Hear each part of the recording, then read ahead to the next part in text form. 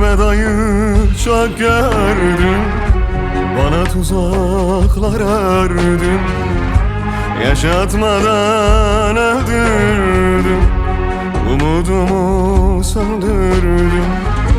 Masalmış gerçek sandım, bir rüyaymış uyandım. Boşa zaman harcadım, kendi kendimi yaktım. Gözüme baka baka, aklımı ala ala, kalbimi yaka yaka gitti.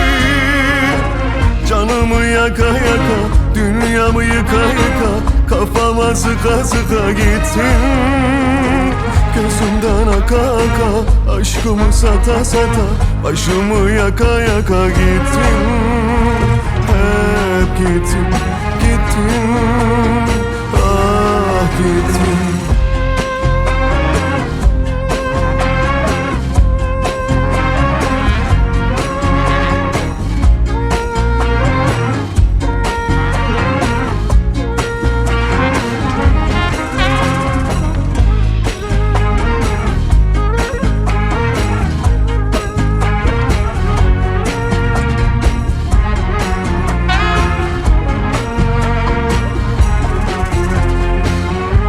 Dağıttın hayatımı, alt üst ettin dünyamı.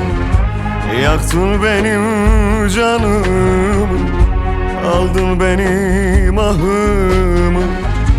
Masalmış gerçek sandım, bir rüyaymış uyandım.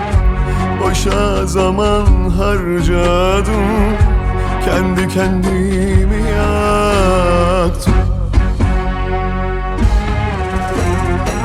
Gözüme baka baka, aklımı ala ala, kalbimi yaka yaka gittin. Canımı yaka yaka, dünyamı yıka yıka, kafama sıka sıka gittin. Gözümden aka aka, aşkımı sata sata, başımı yaka yaka gittin.